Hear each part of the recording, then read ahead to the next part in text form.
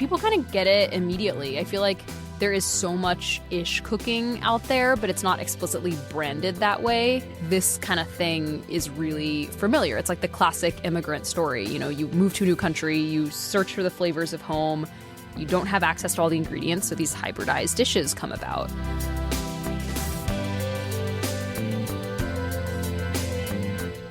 You're listening to the Taste Podcast. I'm Editor-in-Chief Matt Rodbard, here with Senior Editor Anna Hezel. Today we're excited to have Priya Krishna on the show. You might recognize her from a recent Today Show appearance.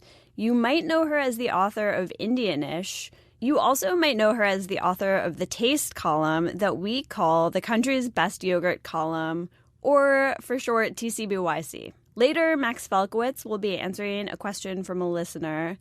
But let's talk about Priya's cookbook. We talked about the book, which is Indianish. I love it. We talked a month after the book came out, and we dove into one of her most popular recipes, the sag feta. I'm seeing it everywhere. Everyone's making it. We are in the era of the viral recipe, Anna. It's happening. It's happening, and we talked about what people are saying, some of the feedback, some of the shit people are talking about it, which is inevitable for any cookbook. But we also talked about some of the work Priya has done for Taste. She's written about sun-dried tomatoes, the Budino, and of course, yogurt, which she loves so much. She knows more about yogurt than anyone else I know. She's written like 5-6 columns. I think this could go to like 60, 70. Yeah, absolutely. Here's Matt talking to Priya Krishna.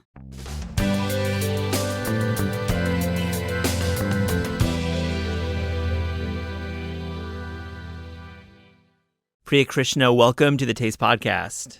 Thank you. Really excited to have you here. It's about a month after your book came out. I wanted to just get the sense, what kind of shit are people giving you for your recipes? Because I know people are going to give you shit for your recipes. Yeah. Because that's the nature of writing cookbooks. Totally. People take issue. They have issues. Yeah. I mean, I think the biggest comes from like other Indians, specifically Indians from India, who are like horrified seeing olive oil being called for in sourdough bread. Yeah. I mean, I get a good amount of backlash from them, but I feel like that's to be expected. Like I shared that with other cookbook authors who have kind of done this ish style, and they're like, oh yeah, I get an email like every week from someone who's pissed off about a recipe. But I mean, that's not to say that people actually are enjoying the recipes for the most part, though. Yeah, no, I mean, I feel like I'm constantly checking my Instagram DMs. Yeah. It's like every day there's like 30 new people who've made something from the book, and it's not just the sag feta, which has been the runaway hit. It's cool. Let's talk about the sag feta, spinach and feta.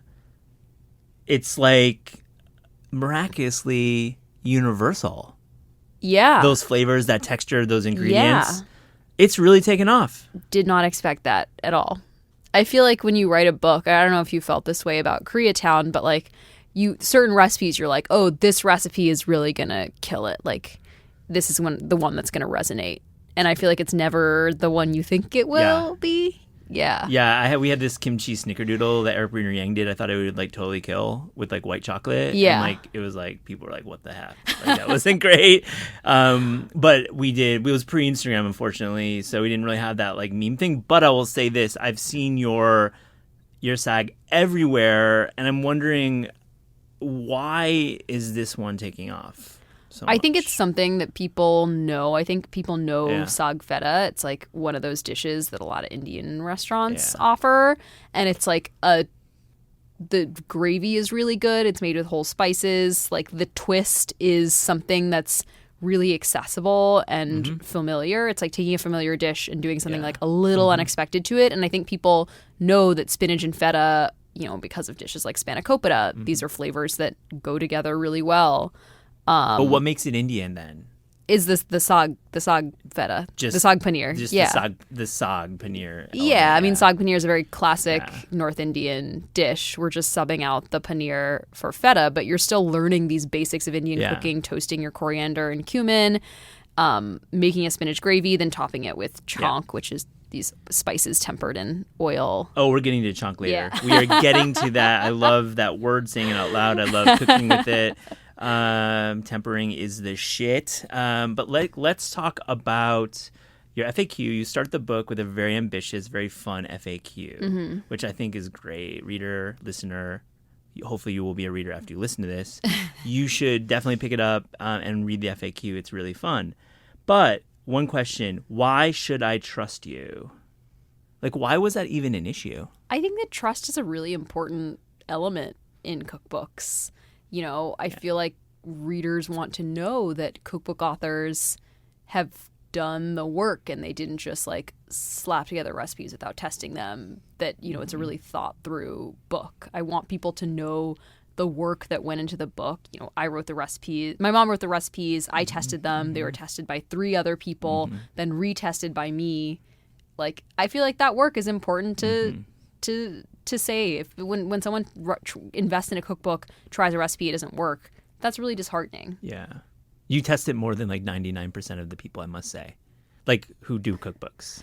That system, I mean, we interview all sorts of cookbook authors. Yeah. I mean, that's really good. So congratulations. Wow, that's really interesting. People don't test that rigorously? No, they don't. I mean, some do. I'm discounting many, but I think there's plenty of cookbook authors who kind of fall down the rabbit hole of other things, and ultimately the manuscript deadline happens, and it's like, wow, we've only tested this once. Yeah. But 3 times is pretty impressive, and I've really absorbed a lot from the book, and it feels like it's very well thought through. So congratulations. Thank you. That's so surprising to me because I feel like I was terrified of the recipes not working. Like what do you even say to someone where they're like, it just didn't, you know? And or at least when a recipe doesn't work out, you can help them troubleshoot it if you've tested it that many times. Which is, you should be super familiar with the recipes. Yeah, absolutely agree. Another question from the FAQ: why are there no curries in the book, Priya? Oh God, I hate that word so much. I feel like I've just spent the last month traveling around the country telling people why they need to stop using the word curry and Keep saying it chai rolling. tea and naan bread. Curry, basically, the long and short of it, it is a word that was popularized by European colonizers in India and sort of propagated throughout cookbooks and restaurants in the West, used to sort of reduce this really, you know, breathtaking cuisine that's super diverse to like a single entity, which, you know, when I think of the word curry, I think of just like a sort of homogenous stew. Yeah. And, you know, nothing makes me angrier than people are like, I don't like Indian food because I just hate curry. And I'm just like, what the hell does that mean? And I feel like you would actually say that to their face. Yeah. You're the kind of person you would say it to their face. I'm the person who, I was at an Indian restaurant the other day and I heard someone say chai tea, and I literally was like, excuse me, it's actually just chai.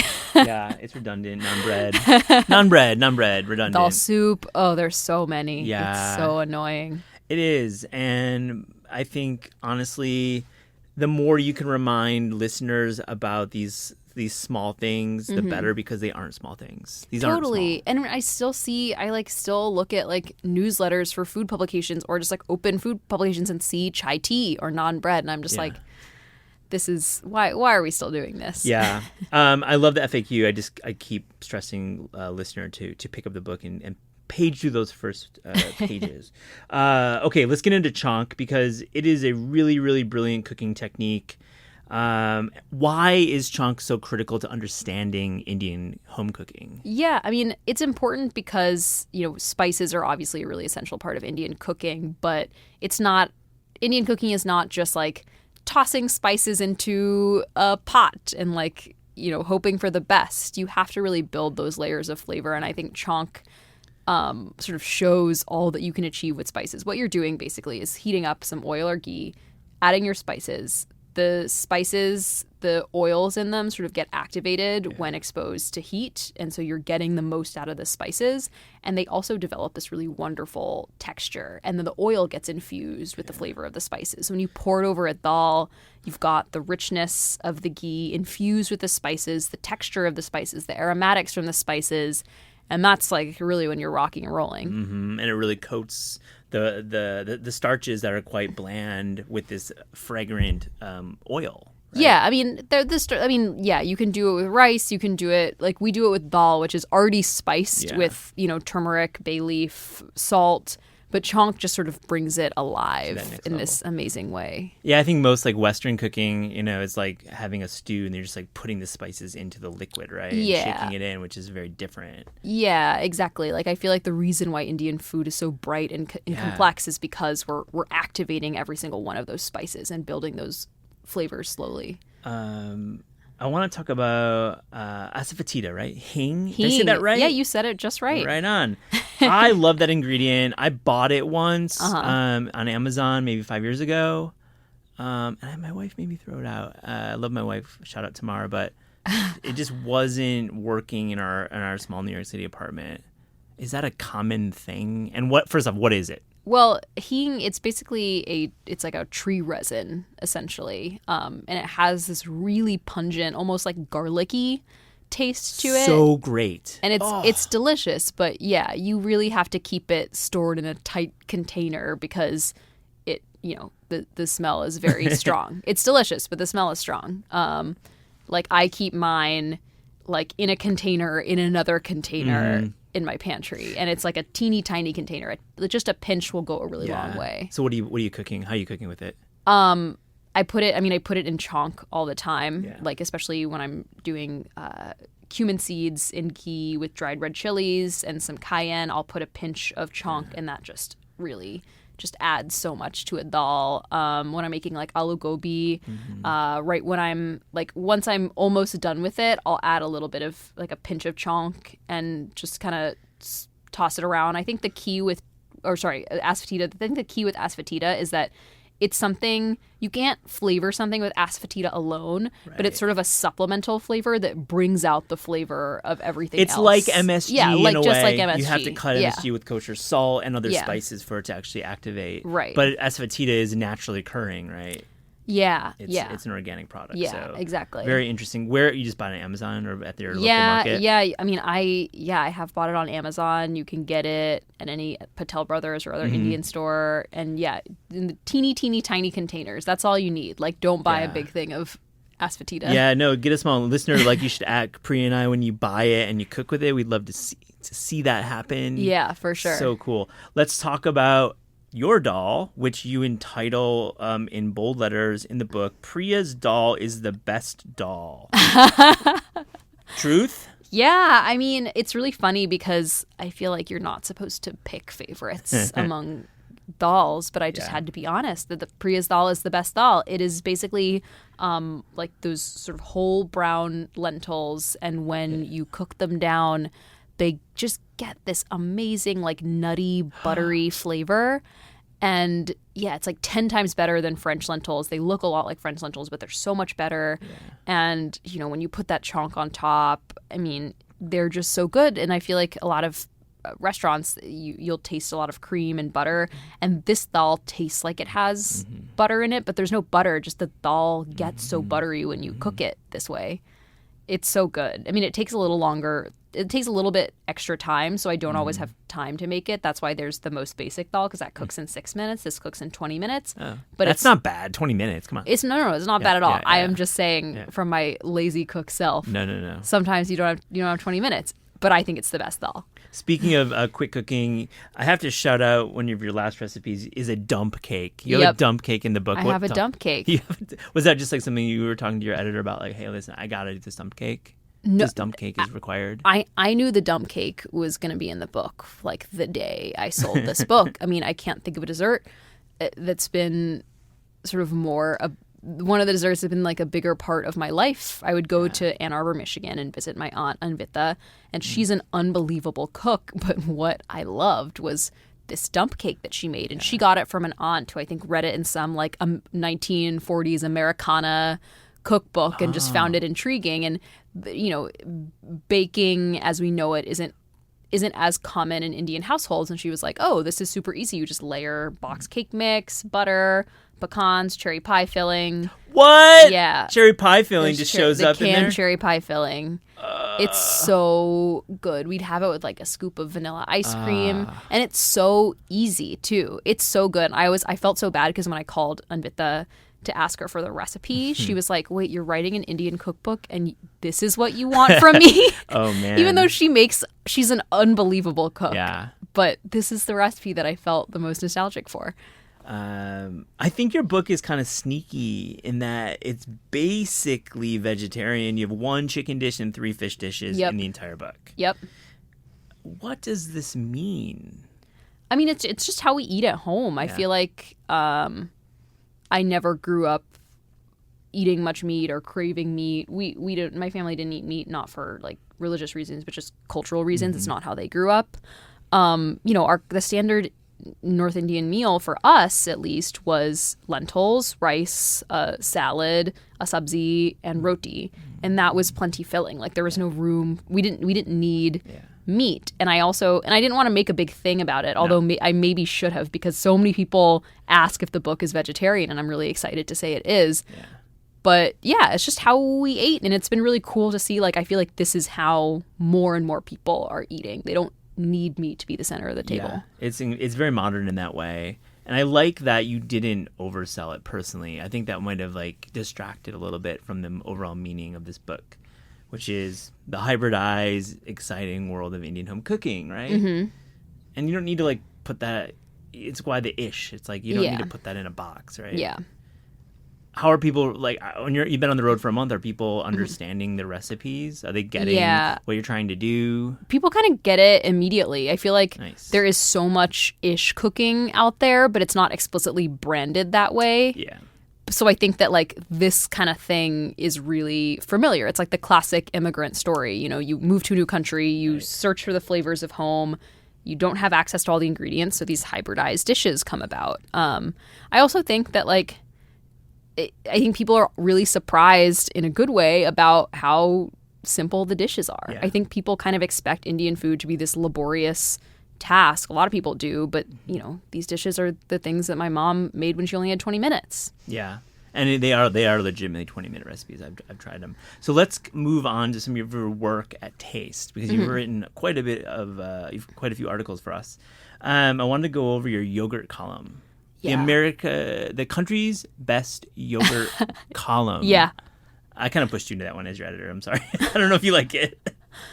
No, I like it. I mean, I honestly didn't have any other name ideas. I'm the worst at headlines or names for things. Yeah. Don't ever ask me. I'll only give you bad suggestions. Okay, so why yogurt? Why write a column about yogurt? It is my favorite food ever, like of all time. I grew up with my dad making me homemade yogurt. That was just a given. And I kind of took it upon myself to kind of be this yogurt researcher. I would go to the store and try all these different brands and note this one was different in creaminess. This one had different fat content. This one's made with goat's milk. This one's made with cow's milk. And I just find yogurt to be like one of the most interesting and also one of the most underutilized ingredients in the US. Like in India, we're turning it into soups, we're turning it into desserts, we're turning it into salads and sides. In the US, I feel like people kind of just see it as like your yogurt and granola breakfast, and it's only breakfast in the States. And not beyond that. And I think there's so many interesting things that have happened to yogurt in the US. You know, I just did a piece about dairy-free yogurt, which is really fascinating. Like all of a sudden dairy-free yogurt tastes good. There are good brands of dairy-free yogurt. You know, we borrowed that tart frozen yogurt concept from South Korea, and it became this huge hit in the US, but that success was so fleeting. And I'm really interested in, I'm interested in the science behind yogurt, but I'm also interested in like the culture behind yogurt and the way that we have treated it through the years. So I don't know. I feel like I have infinite things I want to say about it.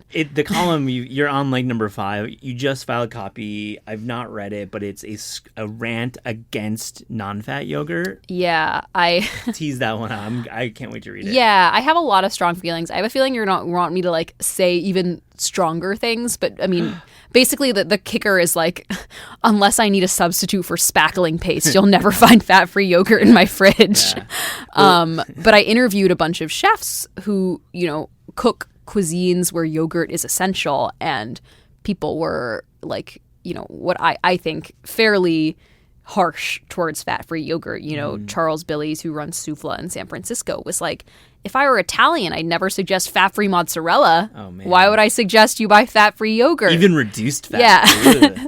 No, it's a good call. Speaking of reporting and interviewing chefs, you're a great reporter.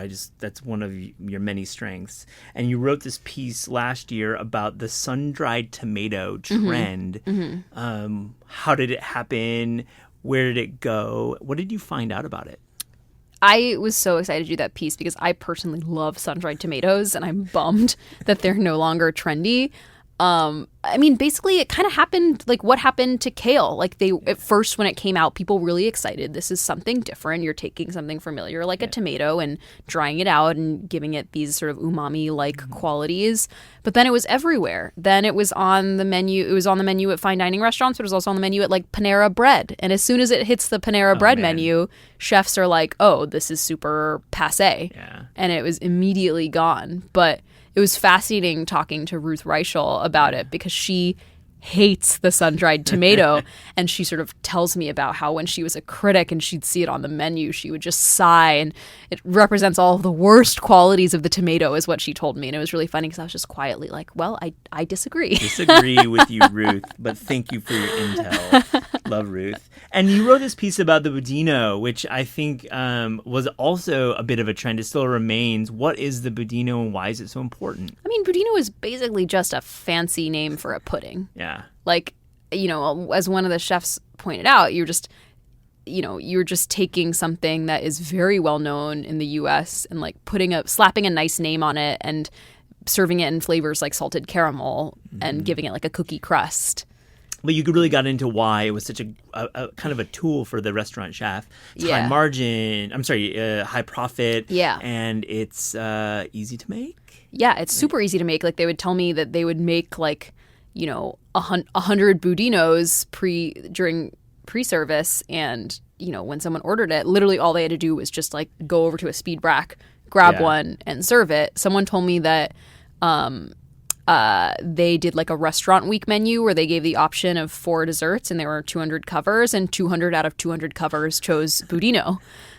It's just one of those things. It's like it's rich. It's like mousse, but it's not quite there. It has a lot of salt. Yeah, it's so good. I mean, it's so good, especially like when budino is good, it's good. And also the other point that they made, which I think is a really good point, is in this era of getting a dessert for the table, budino is a single serving. So you get a budino and it's all yours. You don't have to share, which I think is a great point. No one likes doing the fork dance with shared desserts. The fork dance is no fun. My friend Kelly calls it competitive dessert eating. I had that happen recently. It's just so embarrassing. Yeah, you only get like one bite. I know. And you have to like do the small bite thing. Yep. Let's do that story. Competitive dessert eating. Let's do that story. This is a good brainstorm. Priya, I want to ask you just really what is next for you? We ask all of our guests on the Taste podcast, if you could do a dream book without like budget or travel or just really truly the dream book project, what would it be? That's a really good question. Honestly, I would love to do something that like allows me to travel around India because I've only ever been to Kerala and Delhi where I'm from.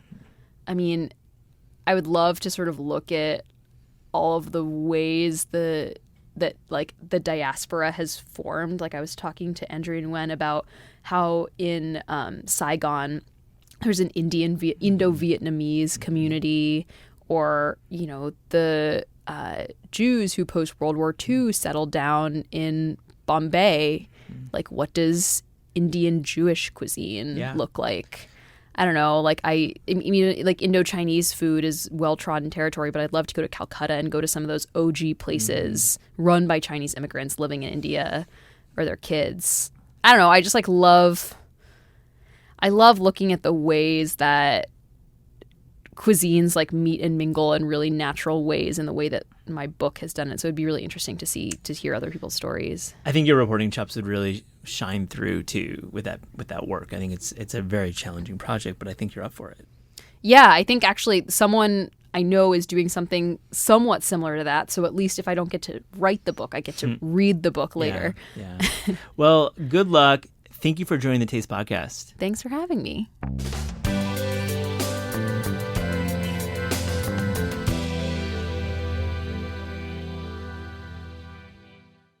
We're joined by Max Falkowitz, producer of Taste Food Questions, which appears on the Taste Daily podcast feed. Listener, you should subscribe to this. Max, I got a question.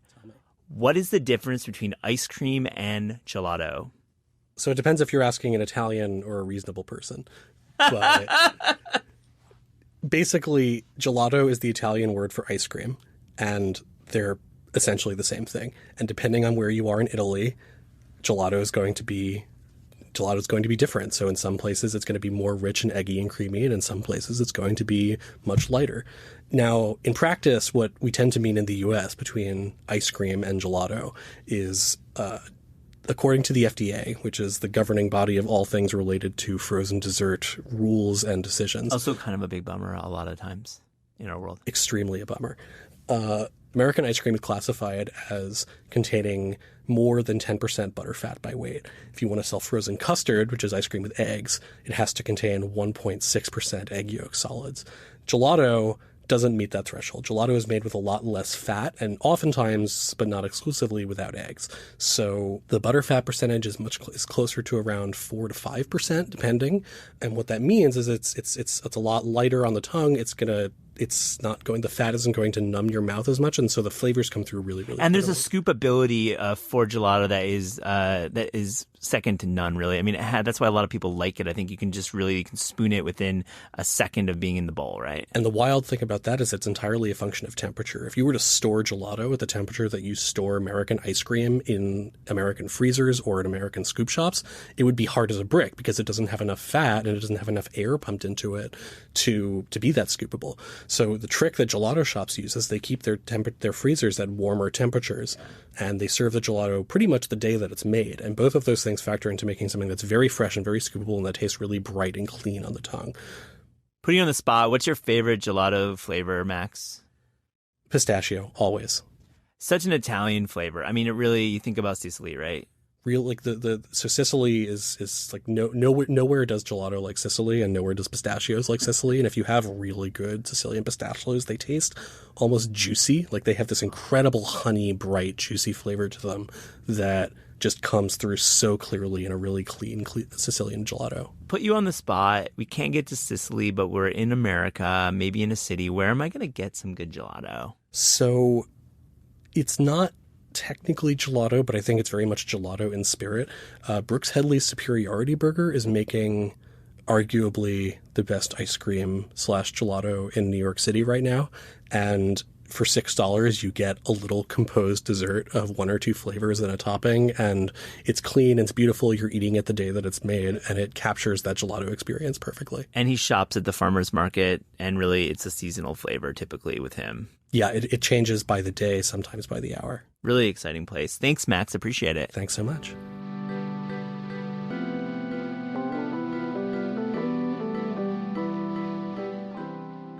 The Taste Podcast is hosted by Matt Rodbard and me, Anna Hezel. The show is produced by Gabrielle Lewis, studio recordings by Pat Stango, theme music by Steve Rydell. Interviews are recorded live at Books Are Magic in Cobble Hill, Brooklyn, and at Penguin Random House Studios in Manhattan. Visit Taste online at tastecooking.com. Thanks for listening.